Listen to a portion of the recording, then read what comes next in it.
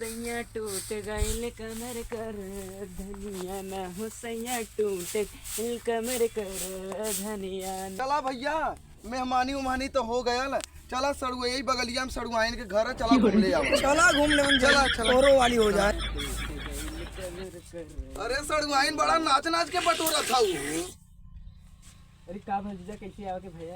अरे हम सोचली मेहमानी आ लगी, हम सोचली सड़ुआइन से भेंट कैली। अरे खुश रहा। अरे अरे हमारे गोड़वा पर ले।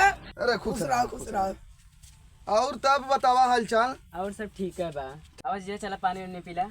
अरे का सड़ुआइन मैया पानी पी के लियन करे मेहमानिया से। चला दू बात बतिया ले बन जाए आवा हमने। चला बतियाला चला। चला बैठा बैठा बैठा। अरे आवा बैठा हो। चला बैठा थकाई। चला बैठा। और सड़ुआइन बतावा हालचाल। बड़ा दुबराल जातू तू। कहाँ दुबरा थी वैसे तो है ही ला देखा ना। अरे ये तो खा पिए पे तनी ध्यान दे। इतना दुबरा गेलू आ लली ओती पारी देखले रली कितना अच्छा चेहरा रहल। का बिगाड़ ले तू अपने चेहरा के तू। अरे हमारा इतना अच्छा चेहरा की तार जीजा देख के।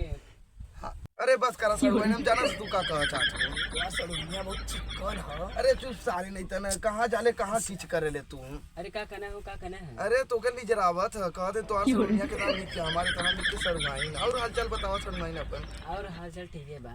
और वो तोरे यहाँ कहाँ है? तू काम पे गयल है। अच्छा चला ठीक है तब।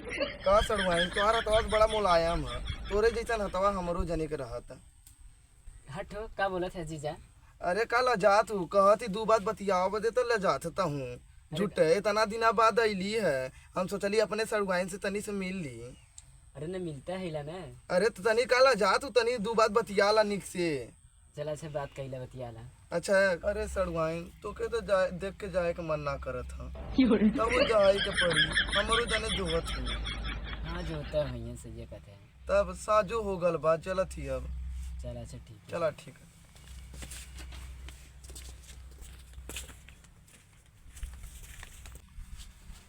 अच्छा सड़ुआइन अब चलत ही।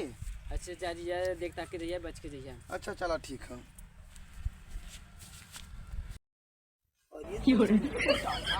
अरे चल सारे कहाँ जाले कहाँ लतखुरैया वाला काम करा ले।